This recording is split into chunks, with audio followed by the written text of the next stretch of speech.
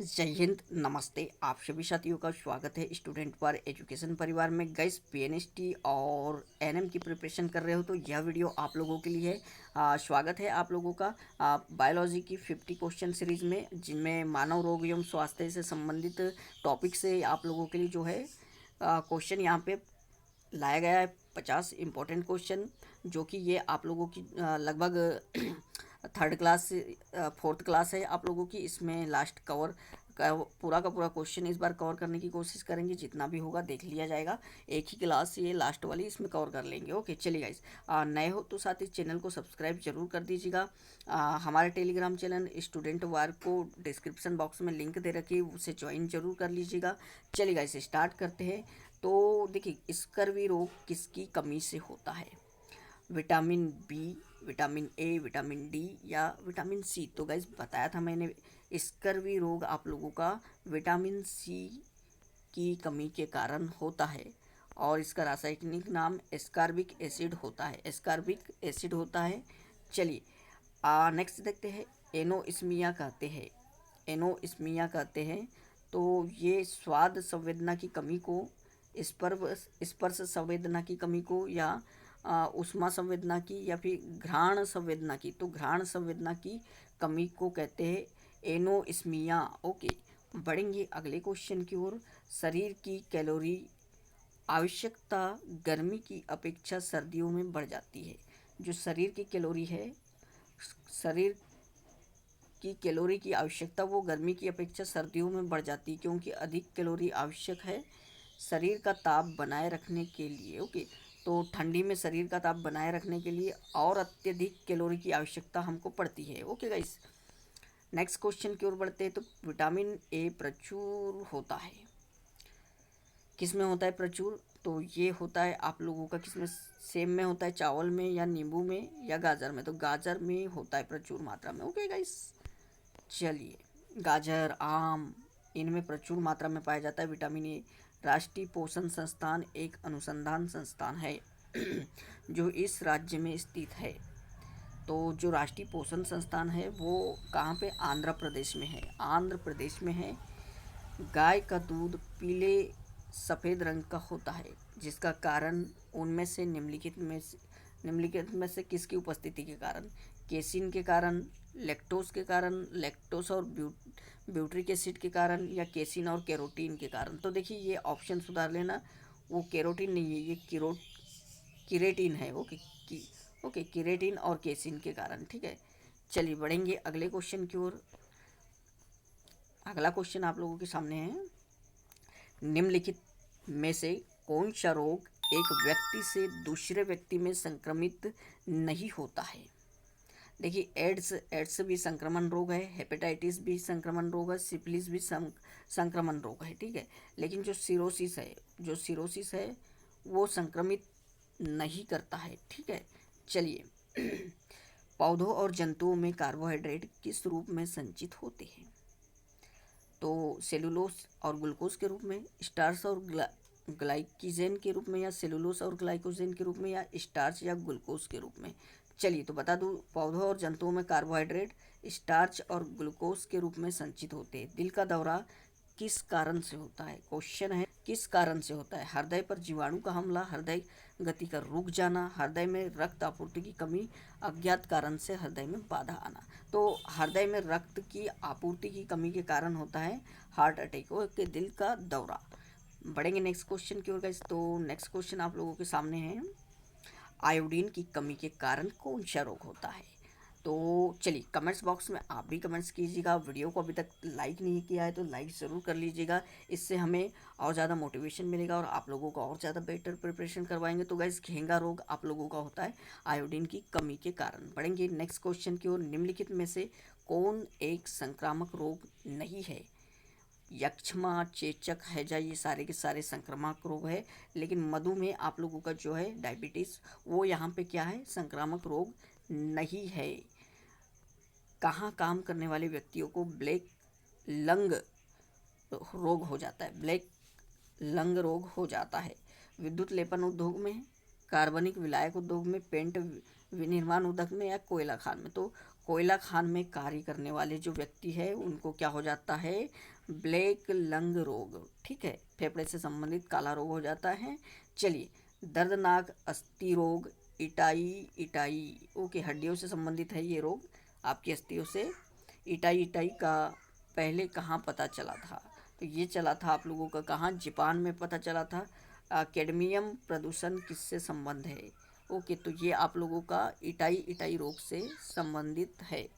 चलिए बढ़ेंगे, आप लोगों का नेक्स्ट क्वेश्चन है, कालाजार का संचार किससे होता है, काली मक्खी से, सिकता मक्खी से, सेटसी से या चिंचड़ी से। तो ये जो है सिकता नाम की मक्खी, उससे कालाजार का संचार होता है, ठीक है। नेक्स्ट क्वेश्चन की ओर बढ़ते गए, तो चेचक के लिए पहला टीका किसने खोजा था, A Fleming, Edward Jenner, Louis Pasteur या जॉन हंटर।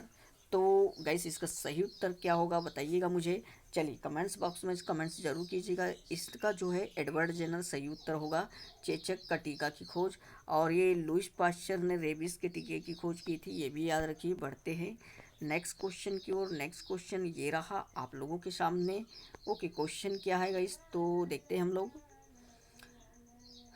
स्लीपद के रोग कारक जीव का वैज्ञानिक नाम निम्नलिखित में से कौन सा है, तो ये कौन सा है, चलिए इसका नाम है ऊचेरिया बैंक्राफ्टाई, ओके। बढ़ेंगे अगले क्वेश्चन की ओर। एड्स विषाणु के लिए सबसे ज़्यादा आजमाई गई दवा है, एड्स विषाणु के लिए सबसे ज़्यादा आजमाई गई जो दवा है उसका नाम है जीडोउडिन, जीडोउडिन है। चलिए मेरे पढ़ते तक आप लोग क्वेश्चन कीजिएगा। हेपेटाइटिस किसके कारण होता है, परजीवी, बैक्टीरिया, वायरस या फंगी।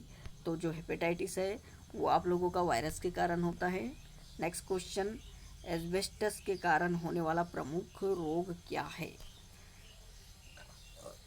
चलिए तो इसका सही उत्तर होगा आप लोगों का एम्फेसेमा, एम्फेसेमा एस्बेस्टस के कारण होने वाला प्रमुख रोग है। नेक्स्ट क्वेश्चन की ओर बढ़ते, इनमें से कौन सी बीमारी सामान्यतः मच्छरों द्वारा फैलती है, मच्छरों द्वारा फैलती है, तो ये है आप लोगों की मलेरिया, जो बीमारी है वो मच्छरों के काटने से फैलती है। नेक्स्ट क्वेश्चन की ओर बढ़ते गाइस, निम्नलिखित में से कौन सा स्कर्वी रोग के इलाज में उपयोगी है। देखिए स्कर्वी रोग किससे होता है, विटामिन सी की कमी से होता है। अब विटामिन सी का सबसे अच्छा स्रोत कौन सा है, तो गाइस ये होता है आंवला, ओके। तो बिल्कुल स्कर्वी रोग का जो इलाज है वो आंवला करेगा, क्योंकि विटामिन सी से ही की कमी से स्कर्वी रोग होता है। विटामिन सी का मुख्य स्रोत क्या है आप लोगों का, सर्वोत्तम स्रोत आंवला है। चलिए खट्टे फलों में भी विटामिन सी पाया जाता है, लेकिन सर्वोत्तम आंवला है। चलिए बढ़ेंगे अगले क्वेश्चन की ओर। बीएमडी परीक्षण किया जाता है पहचान करने के लिए डेंगू की, मलेरिया की, ऑस्टियोपोरोसिस की या एड्स की। तो देखिएगा इस ऑस्टियोपोरोसिस की पहचान करने के लिए बीएमडी परीक्षण किया जाता है, ओके। चलिए नेक्स्ट क्वेश्चन की ओर बढ़ते गए, तो एड्स होता है, एड्स विषाणु से होता है, ये याद रखिएगा। चलिए मानव गुर्दे में पथरी निम्नलिखित में से किसकी वजह से बनती है, very very IMP, most IMP, calcium acetate, calcium oxalate या सोडियम या फिर सोडियम बेंजोएट। तो इसका सही उत्तर होगा calcium oxalate, okay. Next question है, सरल गलगंड घेंगा, इनको प्रभावित करने वाली बीमारी क्या है,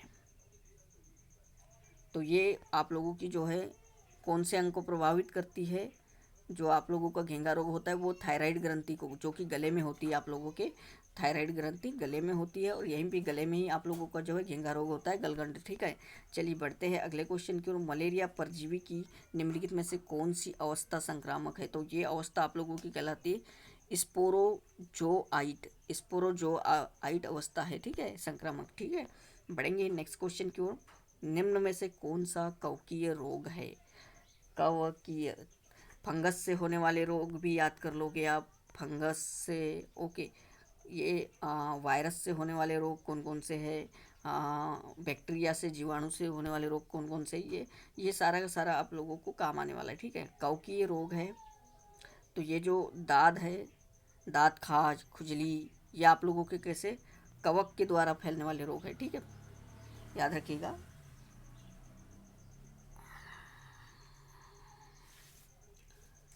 चलिए, निम्नलिखित में से कौन सी संचारक बीमारी है? संचारक बीमारी है तो ये खसरा आप लोगों की संचारक बीमारी है। ओके, नेक्स्ट, काली मौत, ब्लैक डेथ किसे कहते हैं?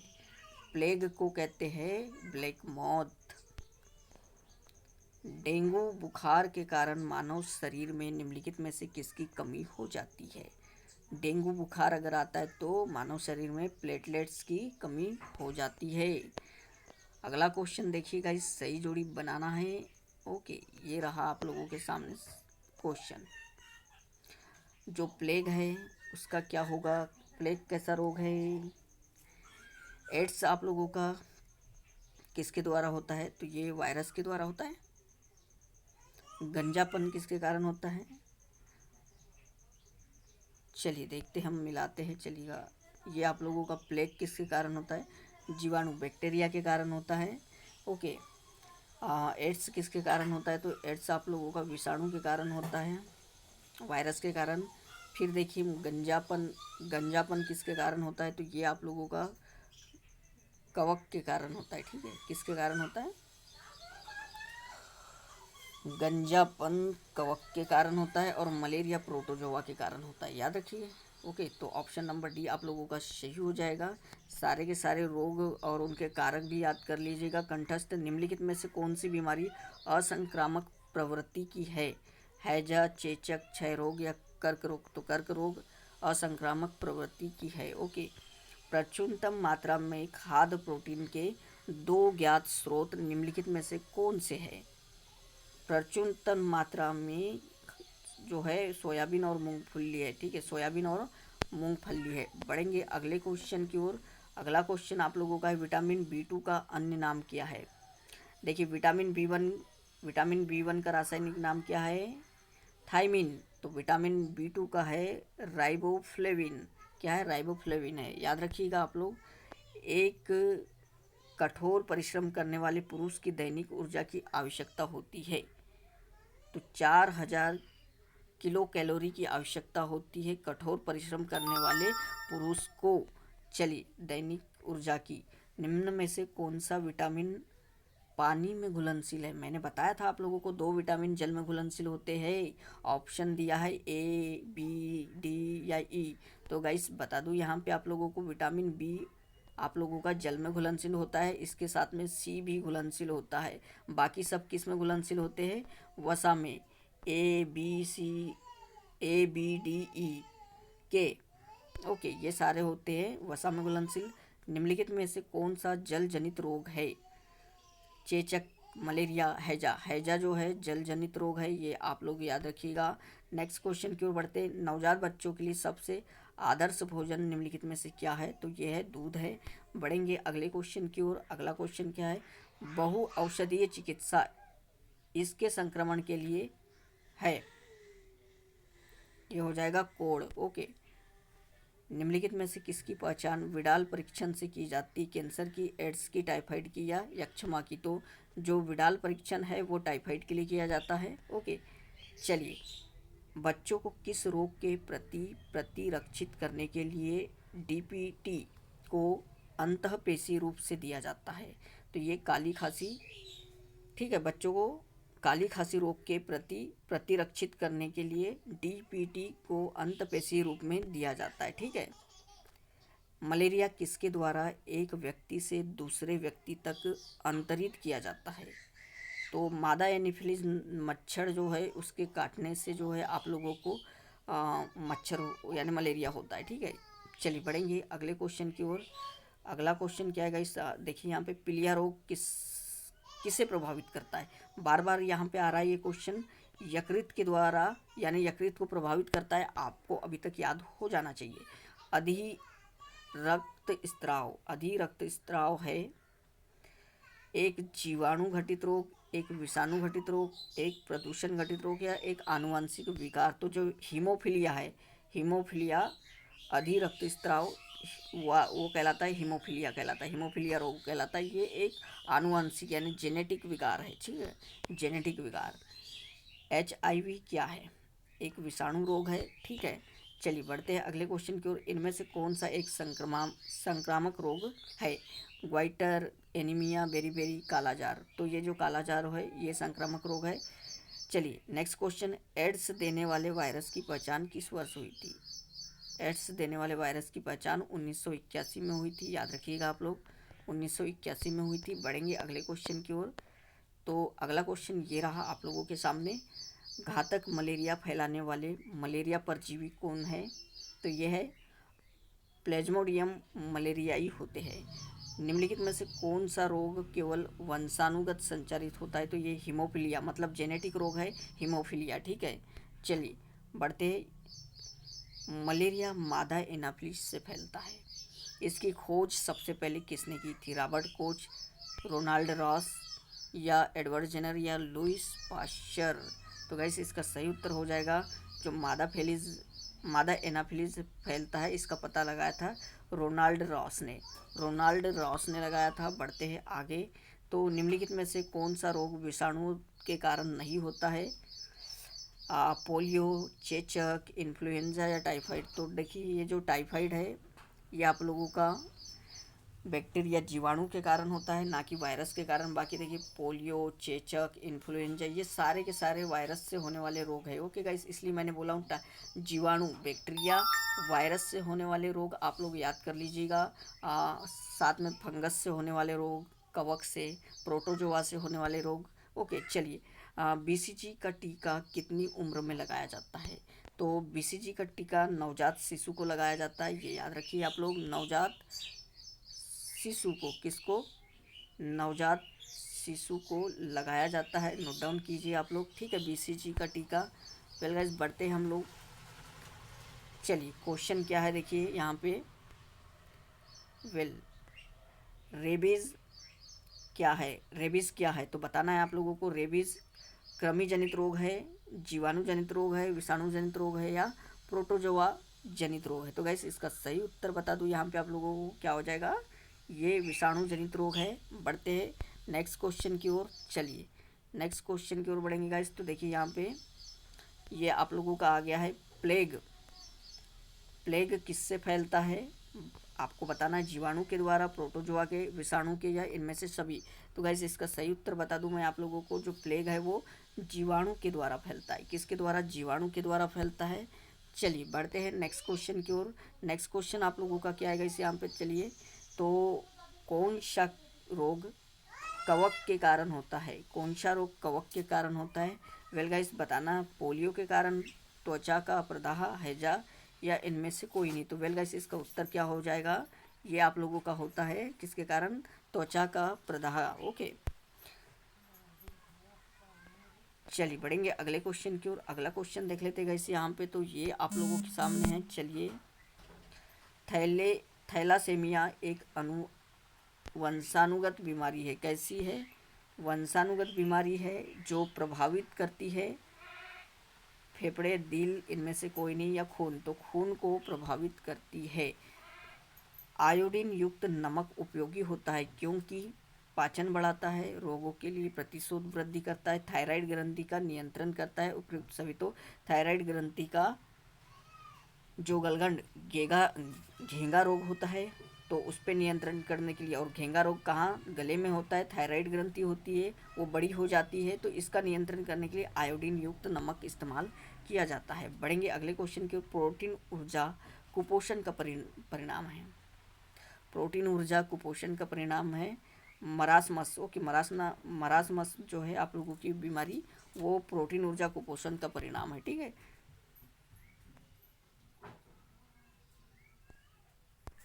चलिए गाइस नेक्स्ट क्वेश्चन आप लोगों का क्या है? डेंगू एक बुखार है जो उत्पन्न होता है तथा दूसरे मनुष्य में पहुंचता है। तो ये कैसा है? वायरस तथा मादा एडिस मच्छर द्वारा फैलता है, ठीक है।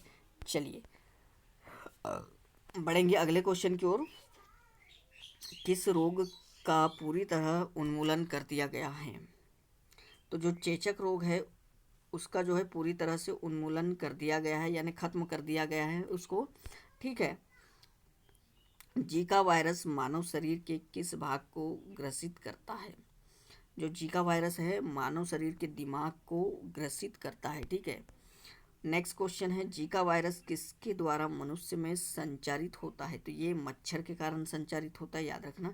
जीका वायरस का वाहक कौन सा मच्छर है? तो ये आप लोगों का कौन सा मच्छर है?